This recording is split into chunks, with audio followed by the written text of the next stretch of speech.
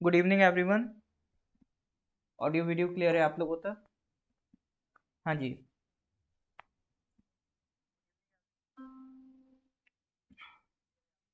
Actually Facebook पे पता नहीं थोड़ा सा प्रॉब्लम हो रहा था, लिंक जनरेट नहीं हो पा रहा था।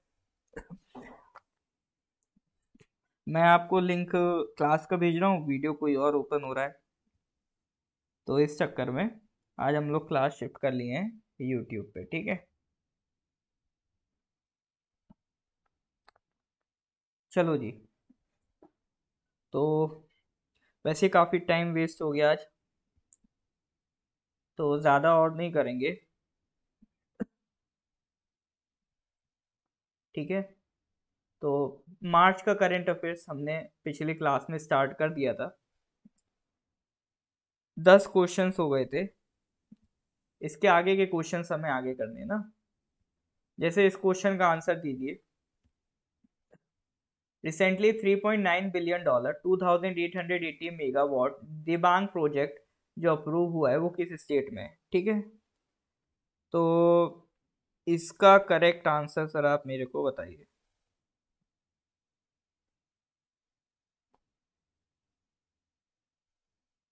बी ऑप्शन है बिल्कुल, ये तो अरुणाचल है।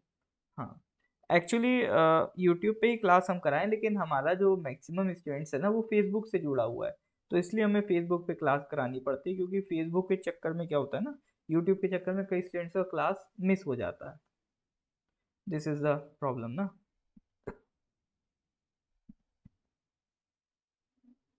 चलो जी, तो 10 क्वेश्चंस हो गए थे ना लास्ट क्लास में, तो आज का है ना लास्ट क्वेश्चन, ये जियोलॉजिकल सर्वे से रिलेटेड था।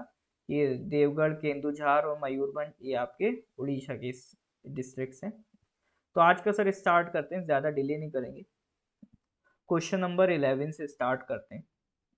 देखो, अभी सुप्रीम कोर्ट ने एक जजमेंट दिया था, उसमें ये कहा है कि जो चीफ इलेक्शन कमिश्नर हैं और इलेक्शन कमिश्नर हैं उनके सिलेक्शन के लिए कमेटी बनाई जाए, हाई पावर कमेटी, जैसे सीबीआई के लिए बनती है उसी तरह से एक हाई पावर कमेटी बने जो चीफ इलेक्शन कमिश्नर और इलेक्शन कमिश्नर्स को अपॉइंट करे। अभी क्या होता है, चीफ इलेक्शन कमिश्नर और इलेक्शन कमिश्नर को जो अपॉइंट करते हैं वो प्रेसिडेंट अपॉइंट करते हैं, और प्रेसिडेंट किसकी एडेंट एडवाइस पे काम करते हैं? प्राइम मिनिस्टर की एडवाइस पे काम करते हैं। तो कुल मिला के प्राइम मिनिस्टर के हिसाब से इलेक्शन कमिश्नर बन रहे हैं।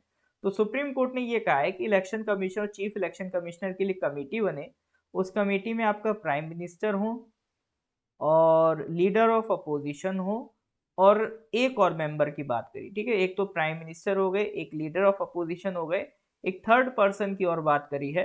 तो क्वेश्चन वही है कि वो थर्ड पर्सन कौन है? आपका home minister, chief vigilance commissioner, या चीफ जस्टिस ऑफ इंडिया, या फिर आपका लोकसभा स्पीकर। ठीक है, तो प्राइम मिनिस्टर हो गए, लीडर ऑफ अपोजिशन हो गए, और इन चारों में से और कौन है सर आपका जो इसका क्या कहते हैं, इस कमेटी का मेंबर होगा? तुक्का लगाइए सर। बिल्कुल सर, सुप्रीम कोर्ट ने यहाँ अपने लिए रास्ता बना ली।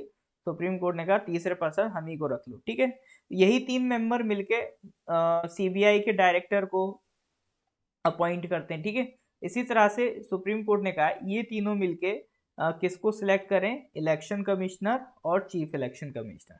ठीक है, तो ये किसका कहना है? ये सुप्रीम कोर्ट का कहना है। अब सर इलेक्शन कमीशन की बात हो गई है, तो कॉन्स्टिट्यूशन में देख लेते हैं इलेक्शन कमीशन के बारे में क्या लिखा है। कॉन्स्टिट्यूशन में अभी आप अगर देखोगे तो कॉन्स्टिट्यूशन में टोटल 25 पार्ट्स हैं। तो कॉन्स्टिट्यूशन का पार्ट नंबर जो 15 है, पार्ट नंबर 15 में आर्टिकल आते हैं 324 से 329। ये किससे रिलेटेड है sir? Election commission of India से रिलेटेड है, जिसमें सबसे पहला है आर्टिकल 324। ठीक है, तो इलेक्शन कमीशन ऑफ इंडिया को जो पावर मिलती है, एक तो सर पार्ट 15 आर्टिकल 324 से 329 देता है, और दूसरा रिप्रेजेंटेशन ऑफ पीपल्स एक्ट। ठीक है, तो ये एक रिप्रेजेंटेशन ऑफ पीपल्स एक्ट और पार्ट 15 ऑफ कॉन्स्टिट्यूशन, ये मिलके sir election commission of India को पावर प्रोवाइड करते हैं। ठीक है, हम लोगों का अपोजिशन पार्टी है भी क्या? आपका अपोजिशन में वो होगा ना, कांग्रेस, अरुणाचल में। ठीक है, चलो जी। सुकन्या जी, अभी तबीयत कैसी है आपका? तो आर्टिकल्स एक बार देख लेते हैं। तो इसमें जो सर पहला आर्टिकल है आर्टिकल 324, ये सर सुप्रीम कोर्ट की रिस्पॉन्सिबिलिटी देता है कि superintendence, direction and control of election. ठीक है, इलेक्शन का सुप्रिटेंडेंस, डायरेक्शन और कंट्रोल किसके हाथ में होगा?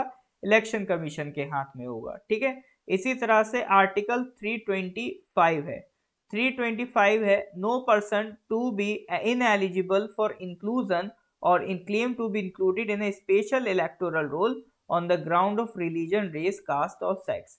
मतलब जब इलेक्शन कमीशन एक इलेक्टोरल रोल बनाएगा, इलेक्टोरल रोल क्या होता है? एक लिस्ट होती है कि हर एरिया की, हर एक वार्ड की एक लिस्ट होती है कि इस बूथ पे ये लोग वोट कर सकते हैं। तो हर एक बूथ का एक इलेक्टोरल रोल बनता है।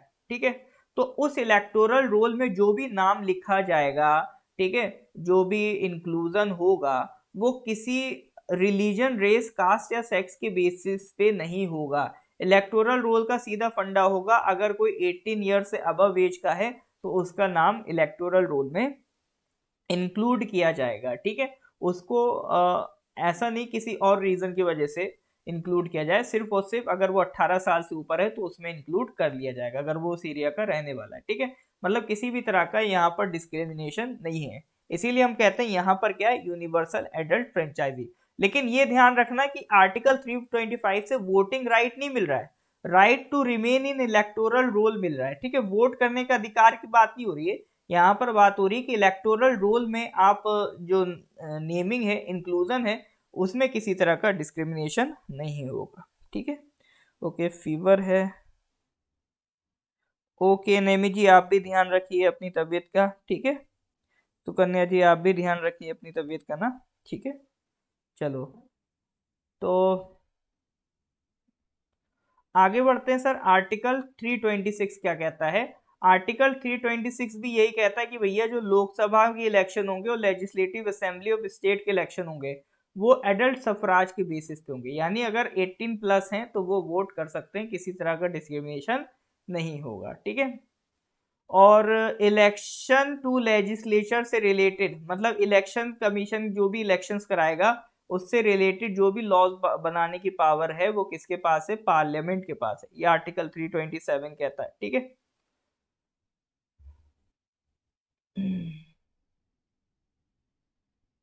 और अपने स्टेट लेवल पे स्टेट लेजिस्लेचर के इलेक्शंस के लिए जो कान लॉज बनाने की पावर स्टेट के लेजिस्लेचर के भी पास है। ठीक है, उसके बाद आर्टिकल 3, ये हो गया आर्टिकल 328। और 329 क्या कहता है? इलेक्टोरल मैटर्स में कोर्ट इंटरफेयर नहीं कर सकता। ठीक है, इलेक्टोरल मैटर्स में इलेक्शन कमीशन ऑफ इंडिया जैसे भी काम करे इसमें कोर्ट इंटरफेयर नहीं कर सकता। ये है आर्टिकल 329। ठीक है, तो यहाँ पर 324 से लेकर 329 ये जो 6 आर्टिकल्स हैं, ये 6 आर्टिकल्स किसमें? Part 15 of the constitution that deals with election commission of India. ठीक है, right to vote, right to election नहीं होता, राइट टू वोट होता है, और right to vote fundamental right नहीं है। ठीक है,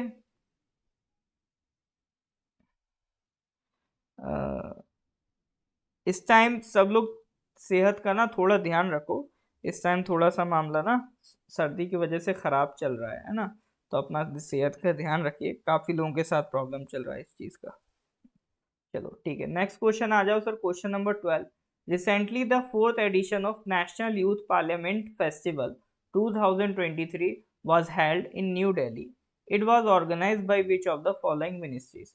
तो नेशनल यूथ पार्लियामेंट फेस्टिवल का फोर्थ एडिशन अभी दिल्ली में हुआ था, तो इसको किसने ऑर्गेनाइज कराया था? Parliamentary affairs ministry, youth affairs sports ministry, women and child development, या फिर ministry of science and technology?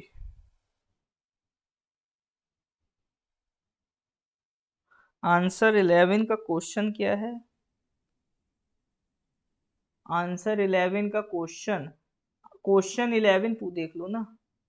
Question 11 ये था कि अभी सुप्रीम कोर्ट ने जो हाई पावर्ड कमेटी बोल बनाने की बात कही है इलेक्शन कमीशन को इलेक्ट करने के लिए, तो उसमें एक तो आपका पीएम होंगे, लीडर ऑफ अपोजिशन होंगे, और तीसरा मेंबर कौन होगा, ये सवाल था। ठीक है, अब आ जाओ सर क्वेश्चन नंबर 12 पे।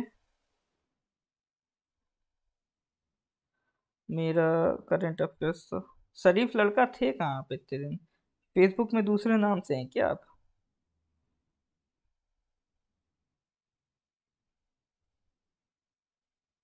ठीक है, तो इसका करेक्ट आंसर, हाँ जी सर बताइए क्या लगता है क्या होना चाहिए। Fourth edition of national youth parliament festival new Delhi में अभी ऑर्गेनाइज हुआ था, तो किस मिनिस्ट्री ने ऑर्गेनाइज करा? Parliamentary affairs, youth affairs, women and child development, या फिर sir ministry of science and technology?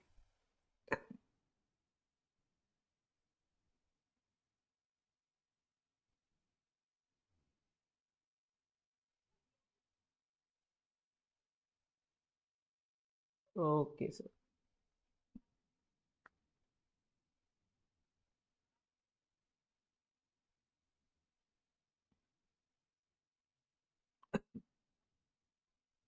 Youth parliament festival है, यूथ से रिलेटेड है, तो कौन सी मिनिस्ट्री होगी सर? ऑब्वियसली बात है, यूथ मिनिस्ट्री होगी, ठीक है। कौन सी मिनिस्ट्री होगी? यूथ मिनिस्ट्री से रिलेटेड होगा, ठीक है। ये क्या है, ये अभी प्राइम मिनिस्टर नरेंद्र मोदी जी का आइडिया है। उन्होंने कहा कि देखो भाई, एक सबसे पहले तो डिस्ट्रिक्ट लेवल पे यूथ पार्लियामेंट बनाओ, फिर उसमें जो बंदे सिलेक्ट हुए उसे स्टेट यूथ पार्लियामेंट में लाओ, फिर वहां से जो सिलेक्ट हुए उन्हें नेशनल यूथ पार्लियामेंट में लाओ। तो इससे क्या है, जो हमारा यूथ है उसको हम अवेयर कर पाएंगे रिगार्डिंग पार्लियामेंट, पार्लियामेंट कैसे काम करता है, वो पार्लियामेंट को जानेंगे।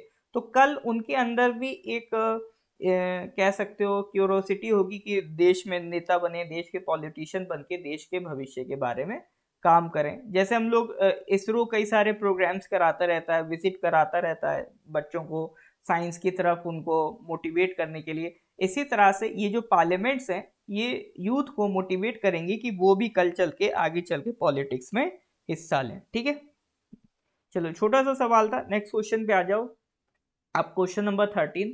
अभी रायसीना डायलॉग का 8th एडिशन इनॉग्रेट हुआ है न्यू दिल्ली में, ठीक है। हर साल रायसीना डायलॉग अरेंज होते हैं इंडिया में। तो इसको एक तो ministry of external affairs organise करता है,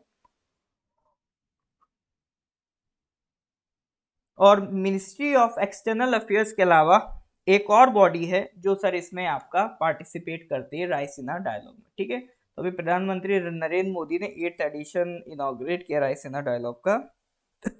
तो एक तो आपका एक्सटर्नल अफेयर्स मिनिस्ट्री, और इनमें से कौन सी ऑर्गेनाइजेशन है जो पार्टिसिपेट करती है? NITI Aayog, centre for civil society, observer research foundation, strategic foresight group?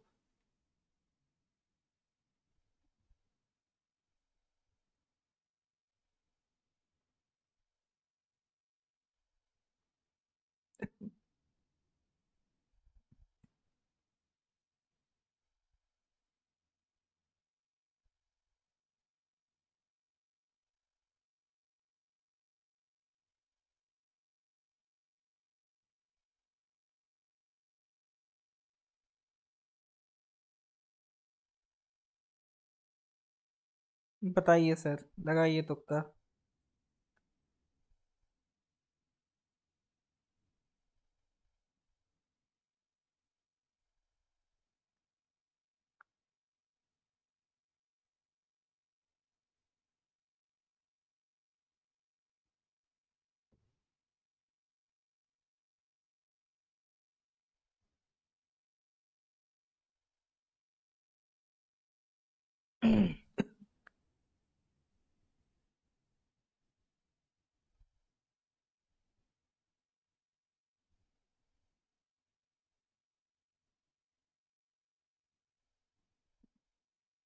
हाँ जी सर।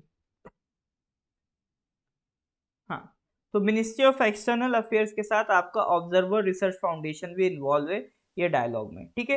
ये जो डायलॉग्स होते हैं रायसीना डायलॉग, ये हमारी फॉरेन पॉलिसी से रिलेटेड होते हैं। फॉरेन पॉलिसी हमारी क्या जियो पॉलिटिक्स है, क्या जियो इकोनॉमिक्स है, इसी पे एक डिस्कशन चलता रहता है। जैसे सिंगापुर में शंग्रीला डायलॉग होता है, ठीक है, उसी के बेसिस पे जर्मनी में म्यूनिक सिक्योरिटी कॉन्फ्रेंस होती है। इसी तरह से हम क्या करते हैं, राइसिना डायलॉग अरेंज करते हैं जहां पर हम अपनी पॉलिटिक्स, एक्सटर्नल अफेयर्स, इन सारे मुद्दों पे डिस्कशन करते हैं, ठीक है। तो ऑब्जर्वर रिसर्च फाउंडेशन क्या है, ये सर एक नॉट फॉर प्रॉफिट ऑर्गन, मतलब एक प्राइवेट थिंक टैंक है, ठीक है। ये एक थिंक टैंक है, ये गवर्नमेंट रन थिंक टैंक नहीं है। गवर्नमेंट से अलग एक थिंक टैंक है जो गवर्नमेंट पॉलिसीज पे डिस्कशन करता है, ठीक है। तो राइसिना डायलॉग को जो नाम मिला है वो मिला है राइसिना हिल्स।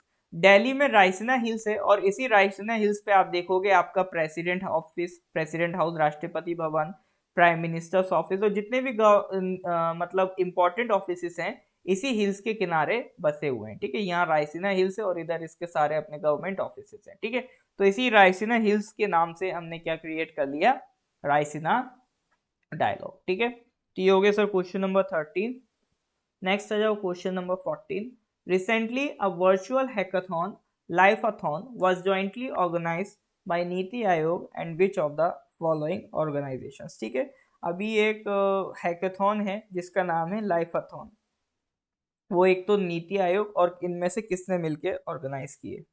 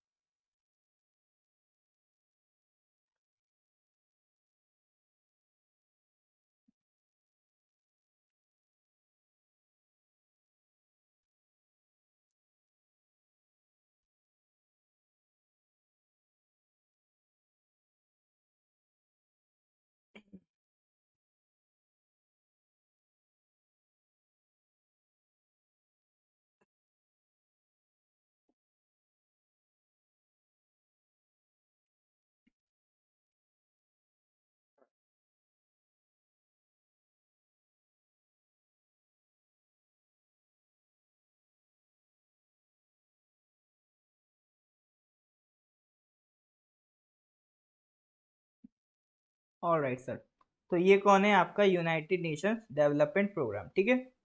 तो लाइफाथॉन किसने ऑर्गेनाइज किया, नीति आयोग और यूएनडीपी ने मिलकर ऑर्गेनाइज किया। देखिए अभी प्रधानमंत्री एक मिशन दे के आए हैं, इंडियाज मिशन लाइफ।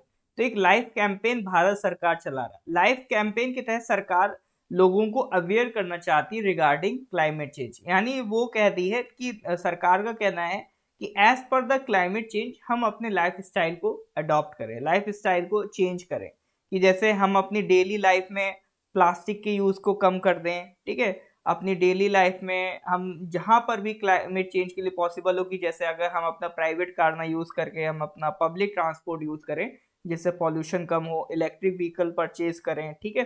तो प्लास्टिक कम खर्च करें, खाना कम वेस्ट करें, पब्लिक ट्रांसपोर्ट प्रेफर करें। तो ये सारी चीजें हम अपनी लाइफ में छोटी छोटी चीजें चेंज करके, ठीक है, एक सस्टेनेबल लाइफ को प्रमोट कर सकते हैं। और वो सस्टेनेबल लाइफ किसके लिए मददगार साबित होगी, क्लाइमेट चेंज के लिए मददगार साबित होगी, ठीक है। तो इसी के रिगार्डिंग आइडियाज कंट्रीब्यूट करने के लिए कि सस्टेनेबल लिविंग को और कैसे कंट्रीब्यूट किया जा सके, क्लाइमेट पॉजिटिव बिहेवियर कैसे बनाया जा सके, इसी के लिए नीति आयोग और यूनाइटेड नेशंस डेवलपमेंट प्रोग्राम ने मिलकर एक हैकाथॉन ऑर्गेनाइज करी थी जिसका नाम था लाइफेथॉन, ठीक है। उसका नाम क्या था, लाइफेथॉन। तो ये थी लाइफेथॉन के बारे में बात। तो यहां तक सर समझ पा रहे हैं कि नहीं समझ पा रहे, लाइफेथॉन का पर्पस क्या था, इज दैट क्लियर और नॉट। हाँ जी सर क्लियर है तो please give me thumbs up. हाँ जी सर, अगर यहाँ तक अगर क्लियर है तो kindly give me thumbs up. उसके अलावा यूएनडीपी का हेडक्वार्टर मेरे को बताओ।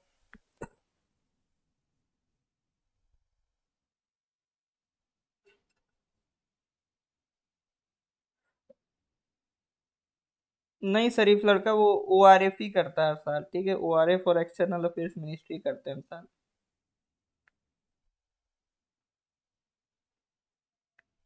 क्लियर है, चलो। तो अरे ये तो बताओ यूएनडीपी का हेडक्वार्टर।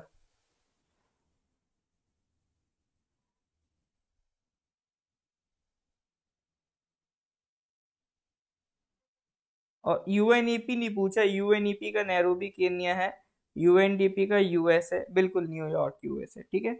यूएनडीपी का हेडक्वार्टर न्यूयॉर्क यूएसए।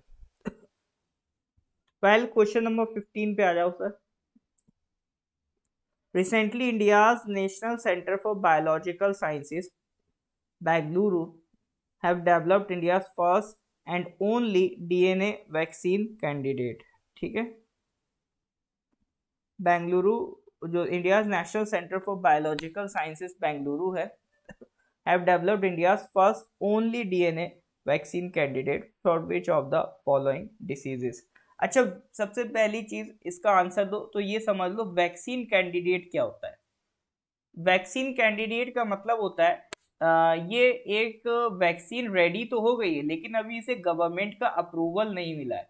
अगर कोई वैक्सीन रेडी हो जाती है बट अब जब उसे अगर गवर्नमेंट का अप्रूवल नहीं मिला है तो उसे हम क्या कहते हैं, वैक्सीन कैंडिडेट। अगर किसी वैक्सीन को अभी गवर्नमेंट का अप्रूवल नहीं मिला है तो उसे क्या कहते हैं, वैक्सीन कैंडिडेट।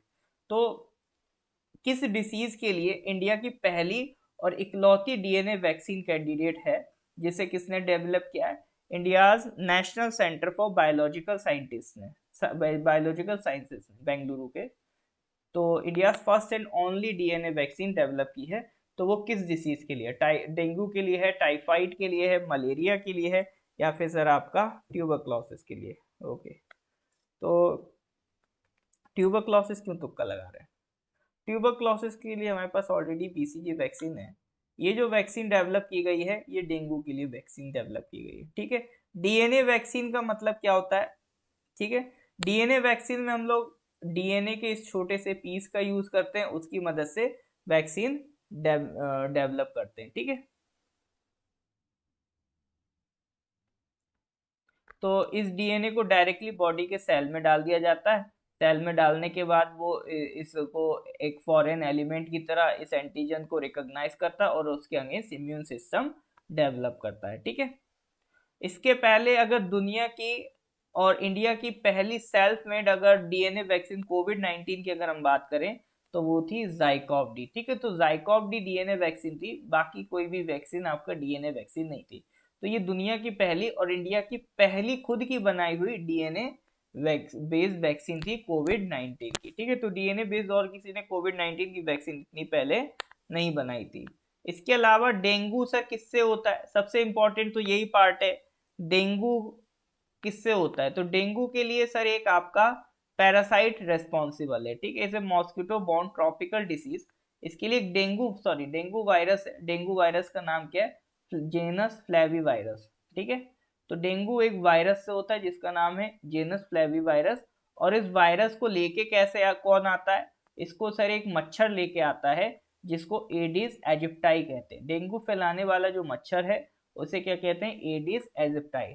यही मच्छर आपका चिकनगुनिया और जीका इन्फेक्शन को भी फैलाता है। ठीक है, तो डेंगू की जो वैक्सीन थी, अगर आप यूएसए ने जो बनाई थी वो थी डेंग वैक्सिया। डेंग वैक्सिया ये यूएसए ने बनाई थी। ठीक है, और ये डेंगू की आप कह सकते हो पहली वैक्सीन थी। ठीक है, अब इंडिया ने पहली डीएनए वैक्सीन बनाई है डेंगू की। तो डेंगू का ये ध्यान रखना कौन सा मच्छर होता है? Aedes aegypti. ठीक है, डेंगू को फैलाने वाला कौन सा मच्छर है? एजिस एडिस एजिप्टाई। चलो क्वेश्चन नंबर 16 पे आ जाओ। Recently who among the following has created a national record in the men's long jump?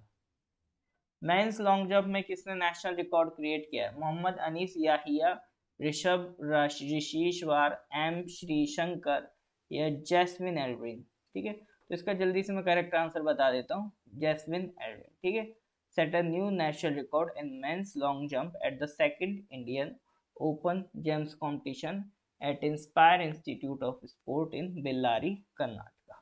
ठीक है, तो ये तो था सर क्वेश्चन नंबर 16, आसान था। क्वेश्चन नंबर 17 अब आप मेरे को बताओ। Which of the following ministries has received the Porter prize 2023?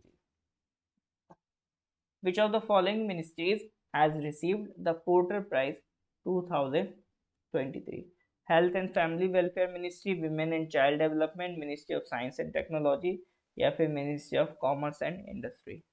हाँ जी सर, जल्दी से बताओ इसका answer. Which of the following ministry has received the Porter Prize 2023?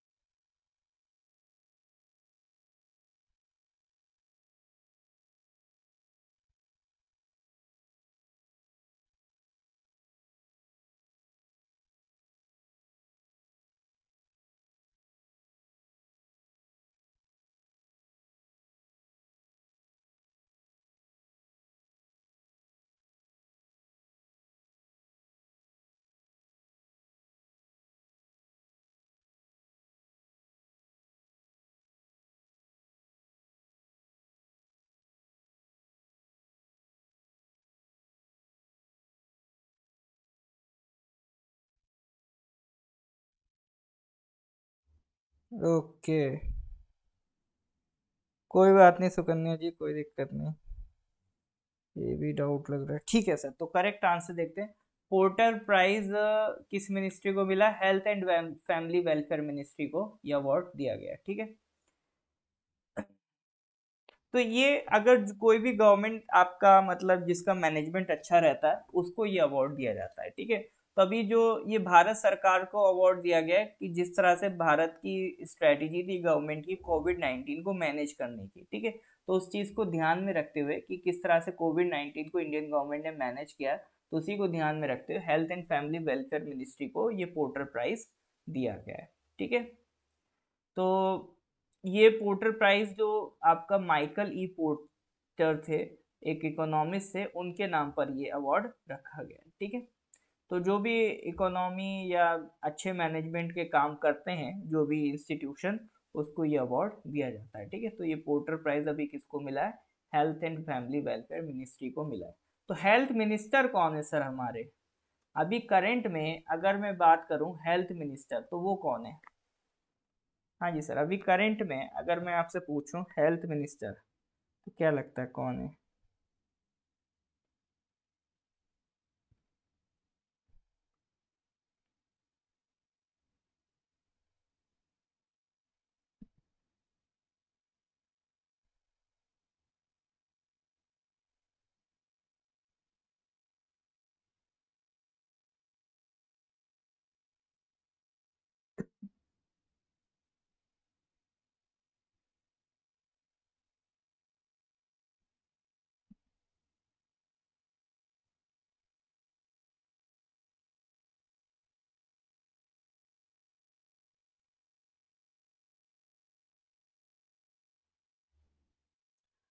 Magical जी, अभी मतलब यूट्यूब में हम नहीं करा रहे हैं, क्योंकि देखो यूट्यूब में आज मैं इसलिए ले लिया हूँ कि आज फेसबुक में लिंक जनरेट होने में प्रॉब्लम हो रहा था।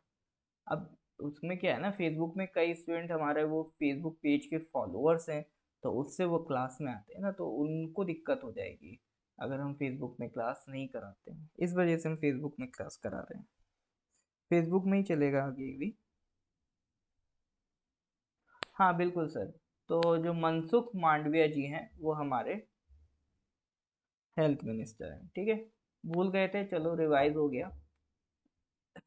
क्वेश्चन नंबर 18, फ्रिंजेक्स ये एक्सरसाइज फ्रांस के साथ करते हैं।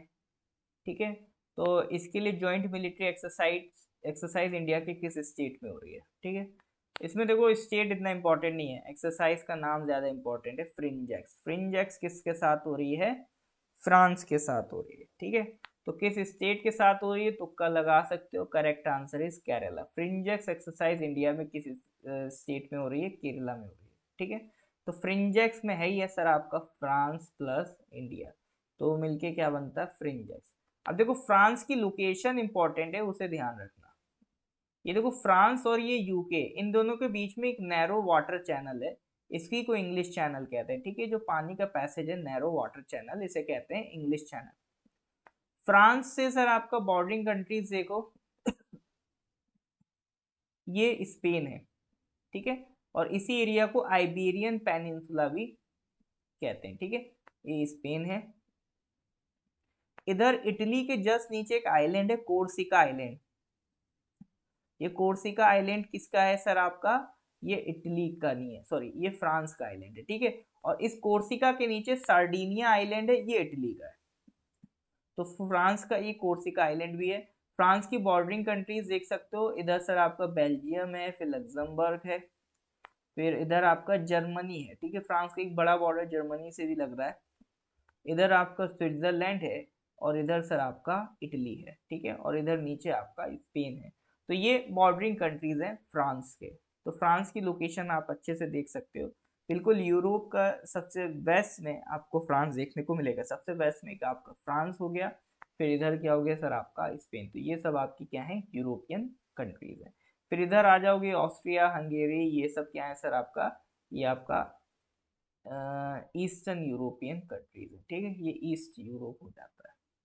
ऑल राइट सर, ठीक है, तो ये मेरे को थोड़ा सा एक आइडिया देना था मैप का, फ्रांस की लोकेशन का। मैप वगैरह भी बीच बीच में देखते रहना चाहिए, आइडिया लगता रहता है। नेक्स्ट आ जाओ सर क्वेश्चन नंबर 19 पे। Recently the first edition of the naval commanders conference was held on board in which of the following ship. देखो पहली बार ऐसा हो रहा है कि नेवल कमांडर्स कॉन्फ्रेंस हो रही है ऑन बोर्ड शिप पर, मतलब समंदर के बीच में शिप पे ये कॉन्फ्रेंस ऑर्गेनाइज होगी। पहले क्या होता था, कोई भी कॉन्फ्रेंस हो रही थी तो आपका ऑफिस पे बैठ के हो रही थी, लेकिन पहली बार ऐसा हो रहा है कि किसी शिप के अंदर, चलते शिप के अंदर बीच समंदर में नेवल कमांडर्स की कॉन्फ्रेंस होने जा रही है। तो वो सर कौन से शिप के अंदर होने जा रही है, ये इंपॉर्टेंट सवाल है, अच्छा सवाल है। ठीक है, तो नेवल कमांडर्स कॉन्फ्रेंस किस शिप के अंदर होनी जा रही है, तो ऑब्वियसली बात है सर पहली बार ये कॉन्फ्रेंस हो रही है तो किसी अपने सबसे बेहतरीन शिप के अंदर हम करेंगे। अपना सबसे बेहतरीन शिप कौन सा है sir, INS Vikrant, aircraft carrier है आईएनएस विक्रांत, इसमें सर आपका ये कॉन्फ्रेंस होगा। इसमें सर हमारे डिफेंस मिनिस्टर भी हैं, ठीक है, हमारे चीफ ऑफ डिफेंस स्टाफ भी होंगे, इंडियन आर्मी के चीफ, एयरफोर्स के चीफ, नेवल कमांडर्स, ये सब इसमें आपका इंक्लूडेड रहेंगे। ठीक है, और ये कहाँ पर हो रही है सर, आपका आईएनएस विक्रांत, और ये ऑलरेडी एक्चुअली हो चुकी, मार्च 6 को ये ऑर्गेनाइज होनी थी। ठीक है, बिल्कुल सर विक्रांत पे तुक्का लगाया, बिल्कुल सही लगाया। क्वेश्चन नंबर 20 पे आ जाओ। Recently which of the following countries has announced to include India in the Asia energy transition initiative. देखो एनर्जी ट्रांजिशन का मतलब क्या है, ठीक है, एक इनिशिएटिव है एशिया एनर्जी ट्रांजिशन इनिशिएटिव, इसमें which of the following countries has announced to include India. तो देखो इसमें एक ऑप्शन चाइना तो नहीं लग रहा होगा, चाइना तो नहीं बुलाएगा, ऑब्वियसली बात है, चाइना को हटा दो। अब आपके पास तुक्का लगाने के लिए तीन ऑप्शन बचे, साउथ कोरिया, जापान और फ्रांस। तो एशिया एनर्जी ट्रांजिशन इनिशिएटिव, ठीक है। तो एनर्जी ट्रांजिशन क्या होता है, एनर्जी ट्रांजिशन होता है to transfer from conventional source of energy to non conventional, या फिर कह लो रिन्यूएबल सोर्सेस ऑफ एनर्जी। मतलब पहले हम एनर्जी के लिए फॉसिल फ्यूल्स यूज करते थे, कोल को बर्न करके इलेक्ट्रिसिटी बना रहे हैं, ठीक है, क्रूड ऑयल से पेट्रोल डीजल बना रहे हैं, तो हम लोग पहले फॉसिल फ्यूल्स यूज करते थे। अब उसकी जगह हमें ट्रांजिशन करना है रिन्यूएबल की तरफ, मतलब हमें सोलर एनर्जी यूज करना है, विंड एनर्जी यूज करना है, हाइड्रोजन एनर्जी यूज करना है, हाइड्रो इलेक्ट्रिसिटी बनाना है। ठीक है, तो अब हम कन्वेंशनल सोर्सेज से किधर जा रहे हैं, रिन्यूएबल सोर्सेज की तरफ, तो इसी को कहते हैं एनर्जी ट्रांजिशन। तो ये एनर्जी ट्रांजिशन सर किसका है, एशिया का है। तो अगर एशिया का है तो सर फ्रांस के चांसेस कम हो जाते हैं, तो एक फ्रांस हटा दो। तो तुक्का लगाने के लिए क्या बचा सर आपके पास, साउथ कोरिया बचा या फिर आपके पास जापान बचा, इनमें से एक तुक्का लगाओ कि एशिया एनर्जी ट्रांजिशन इनिशिएटिव में इनमें से किस कंट्री ने इंडिया को इंक्लूड करने की बात की है। तो वो है सर हमारा प्यारा दोस्त जापान। ठीक है, तो एशिया एनर्जी ट्रांजिशन इनिशिएटिव में जापान ने कहा है कि इंडिया को भी इंक्लूड करो। तो ये इनिशिएटिव करेगा क्या, एनर्जी ट्रांजिशन के लिए रोड मैप ड्रॉप करेगा कि किस तरह से एनर्जी ट्रांजिशन कर सकता है। ठीक है, फाइनेंस इकट्ठा करेगा कि पैसे भी तो चाहिए सर सारा काम करने को, टेक्नोलॉजी को डिस्ट्रीब्यूट करेंगे एक दूसरे में आपस में। तो ये सब काम आपका एशिया एनर्जी ट्रांजिशन इनिशिएटिव चलता रहेगा।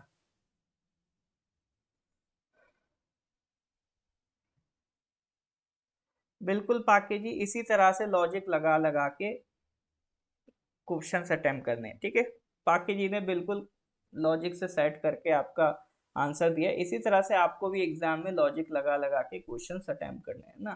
तो मतलब जरूरी नहीं है कि सर आपका क्या कहते हैं क्वेश्चंस के आंसर आपको आते ही हो, कुछ इस तरह के भी लॉजिक लगा के आप क्वेश्चंस अटेम्प्ट कर सकते हैं। यही फायदा होता है सर क्वेश्चंस अटेम्प्ट करने का, है ना। करंट अफेयर्स के नाम पे आपको कई लोग आपको करंट अफेयर्स बस पढ़ा तो देंगे, लेकिन उसका इतना फायदा नहीं है, अगर क्वेश्चंस अटेम्प्ट करना आपको नहीं आ रहा है तब तक उसका खास फायदा नहीं है।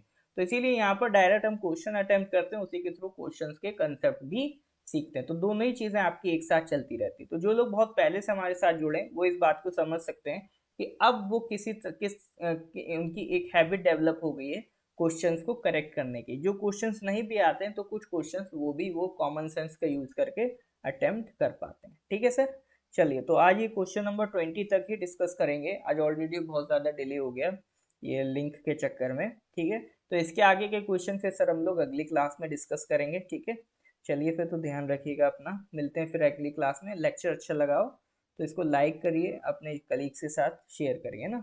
तो फिर मिलते हैं सर अगली क्लास में, till then goodbye, have a nice day.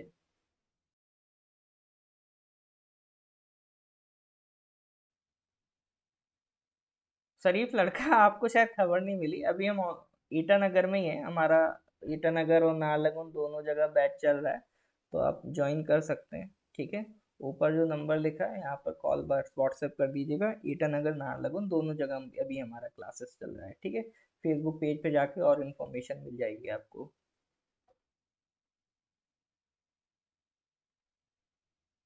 हाँ, तो नाहरलगुन में आप आइए, फेसबुक पेज पे चले आओ, इन्फॉर्मेशन आपको सारा मिल जाएगा ना। अभी अपना नाहरलगुन में भी चल रहा है, ईटानगर में भी चल रहा है। ठीक है, कल ईटानगर में आपका क्लास ऑफ रहेगा। ठीक है, चलो जी sir, thank you everyone, good bye.